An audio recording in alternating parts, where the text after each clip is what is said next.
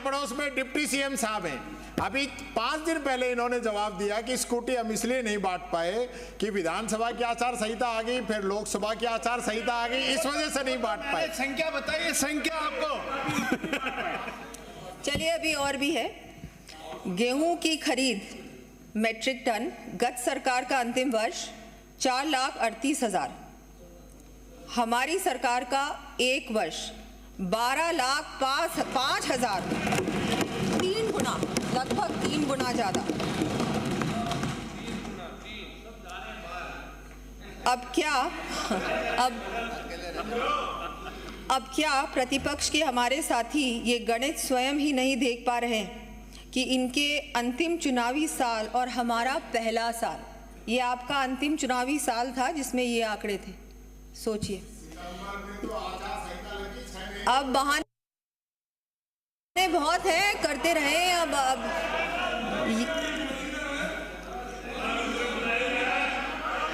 ये है हमारे काम करने की गति, ये है हमारे लक्ष्य प्राप्त करने का जुनून।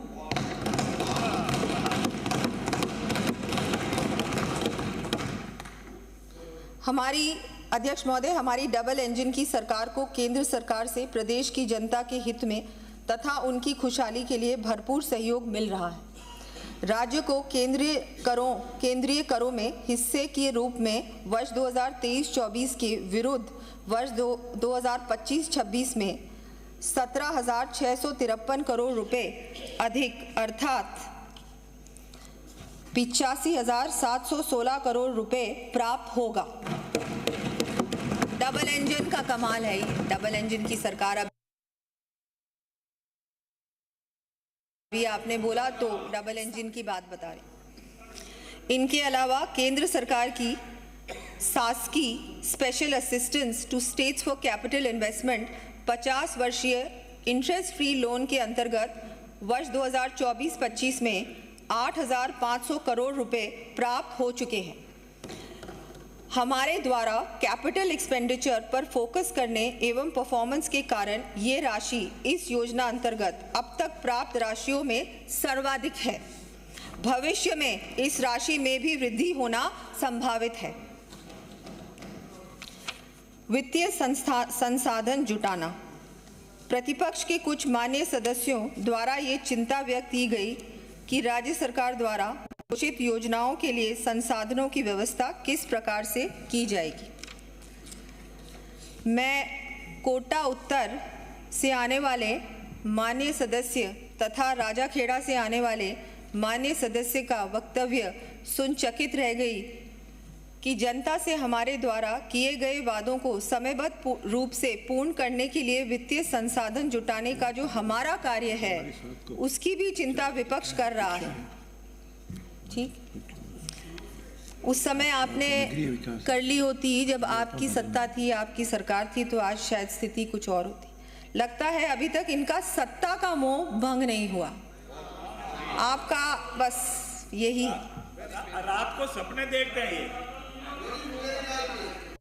वैसे तो अगर जनहित में अपने सच्चे मन से चिंता करते हुए इन्होंने हमारा साथ देने का निश्चय किया है तो मुझे और हमारे सभी साथियों को अत्यधिक प्रसन्नता होगी, किंतु इन लोगों का जो ट्रैक रिकॉर्ड है वो कुछ और ही कहता है।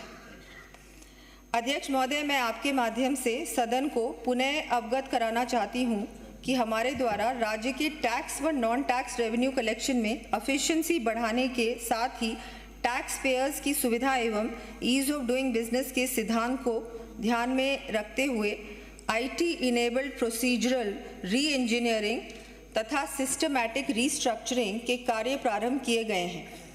इससे ट्रांसपेरेंसी आने के साथ ही राज्य के रेवेन्यू में अधिकाधिक वृद्धि होना निश्चित है। यद्यपि मैं बजट प्रस्तुत करते समय अतिरिक्त वित्तीय संसाधन के संबंध में विस्तृत रूप से बता चुकी हूँ, किंतु विपक्ष के माननीय सदस्यों द्वारा उठाए गए बिंदुओं से ऐसा लगता है कि इन्होंने या तो ध्यान से सुना ही नहीं या इन्हें पूरी तरह समझ में नहीं आया।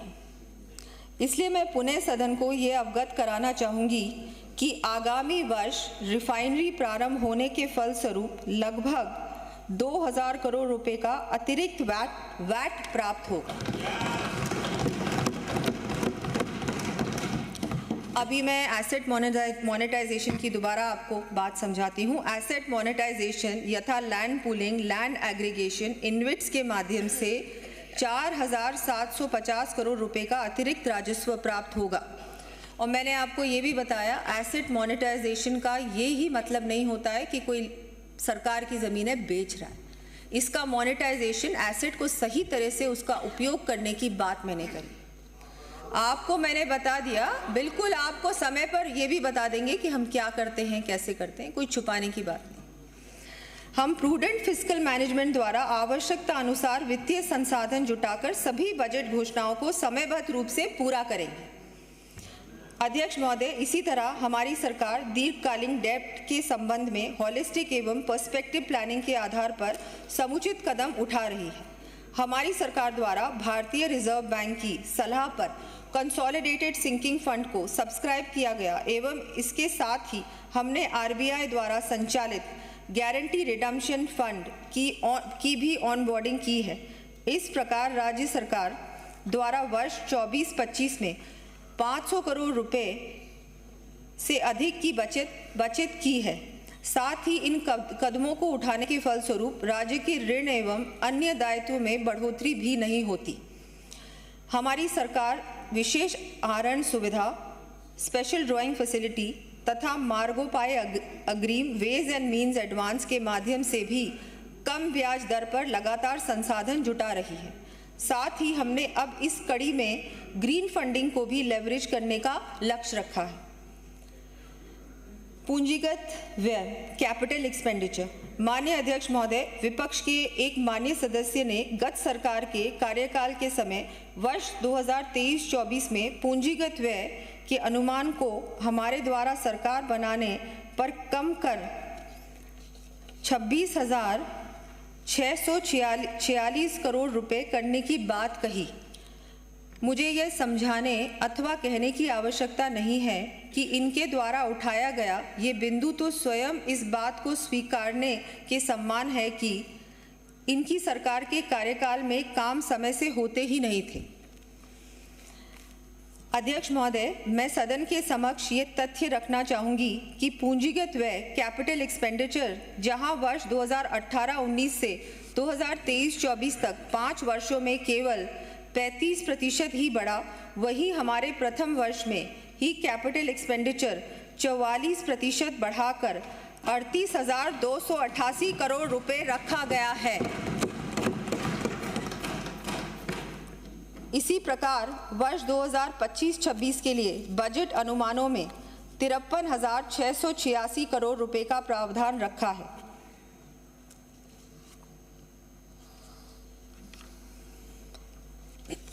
क्या मुझे यहाँ फिर से प्रतिपक्ष के माननीय सदस्यों को गणित याद दिलानी पड़ेगी? ये तो सब देख ही सकते हैं कि यहाँ भी इनके 5 वर्ष पर हमारा 1 वर्ष भारी पड़ गया है।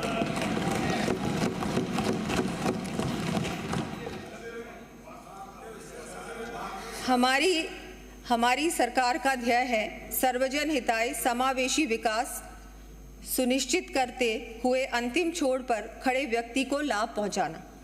इस ध्येय की प्राप्ति के लिए हम सतत प्रयासरत हैं और मैं यह कहना चाहूँगी कि मुश्किल नहीं है कुछ दुनिया में, तू ज़रा हिम्मत तो कर।